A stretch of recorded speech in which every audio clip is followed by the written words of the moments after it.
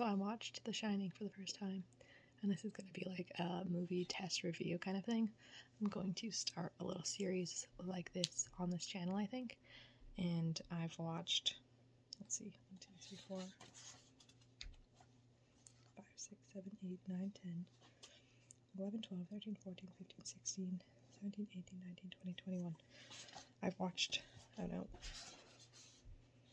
I've watched 22 movies since January has started, and I've written a bunch of stuff down about each one of them, and I'm planning to like do a little movie review. So the latest one I've watched yesterday, I watched The Shining for the first time, and my overall vibe was it's very slow. Like, it was very slow, especially in the beginning, but like, the story was there. It's a good storyline. The plot line is very decent. It's from 1980, which is the oldest movie I've seen, maybe ever. I'm just gonna move this so you can see her being so cute too. There you go. Anyways, so I said it's an artsy aesthetic. The music and the mountains, the camera angles, they're all very cool. It's Jack Nicholson's best role by far. He was in his prime and he was terrifying in most parts. I will say one thing. There is a few parts of it that is very like outdated. For example, they say there's Indian artwork on the walls, which we don't use that terminology anymore. And they also say the N-word like twice in the movie, and I thought that was really interesting because it's from 1980, and I thought that the world was like a little bit more progressed, like only 14 years before my birth, but I guess I'm wrong. I was born in 94, when like race and like smoking on planes had been resolved and stuff like that, you know? Not equating the two. I'm just saying things that happened like right before my birth in the 90s that has gotten us to society as it is today. Anyways, the kid goes crazy, and the man also obviously goes crazy. Jack Nicholson. That's the only spoilers I'm ever gonna give. I'm not gonna like tell you the ending or anything. I will say the ending is not satisfying. Come to an abrupt ending, and it was not very, I don't know, it was not very good. The ending, I was not satisfied. But then I went online and I learned that there's a lot of stuff that you have to like learn about online after that makes it make more sense, which is not good usually. Oh yeah, and I learned a few things while I was looking up about the movie. I learned that a woman named Shelley Duvall, who plays the wife of Jack Nicholson, and his name's Jack in the movie, she actually went like crazy, and Stanley Kubrick, who's the director, like wanted her to go crazy so that it was more believable, which is fucking ridiculous. And this poor woman, like, she's very underrated. She pretty much makes the whole movie.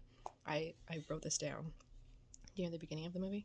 I was like, she's epic, and I am sure that the world hasn't recognized her enough, which surely enough, she quit acting like after this movie and everything, and she went crazy, and like Dr. Phil, someone was on Dr. Phil about her going crazy, and it was really insensitive and stuff.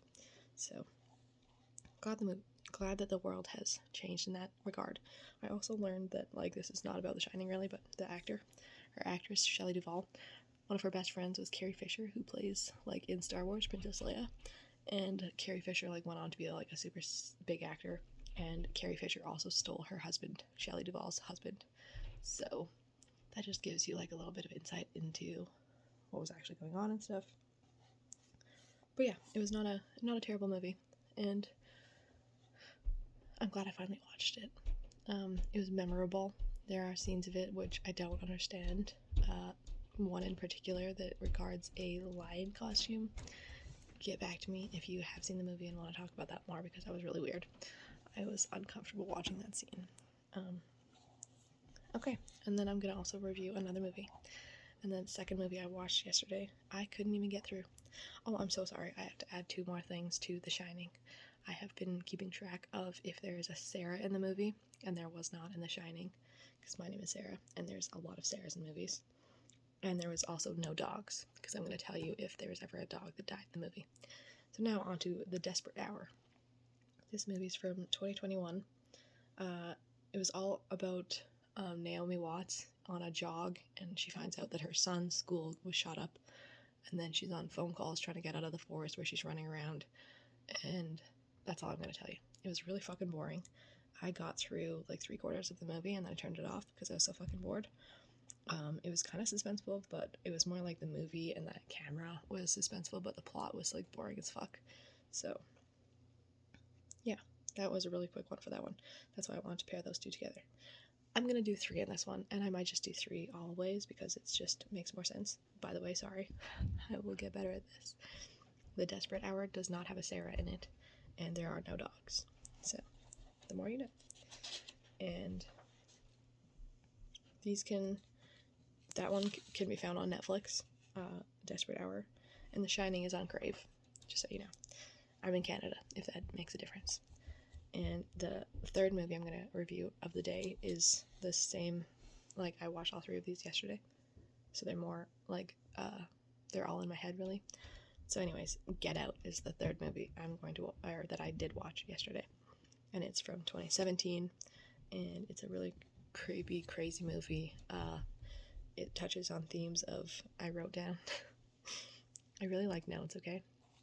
So I wrote down some themes: greed, medical murder, race, individuality, envy, lobotomy, ethical apathy, theft. It's a really deep, awesome movie. It was produced by Jordan Peele, or directed, whatever, and it's on Netflix.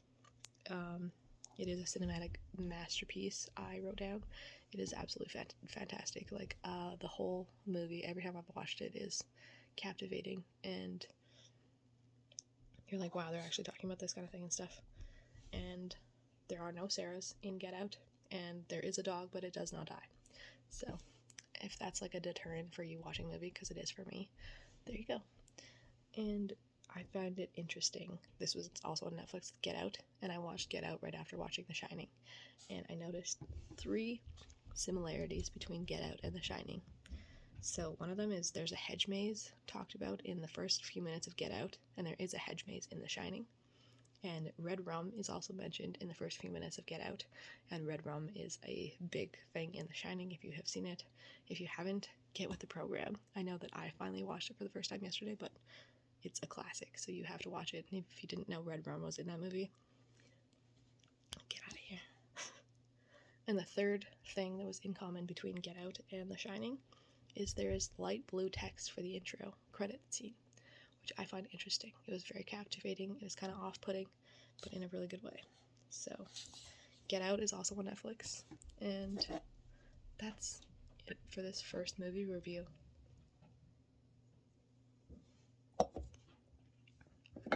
I guess I'm gonna smoke a little tiny bowl, and then I'll close off this video, because it's been a while since I've had a bong rip on camera. I used to just film myself all day, every day, doing a bunch of random things, because I was filming and posting every day, but now that I'm not, it is very relaxing.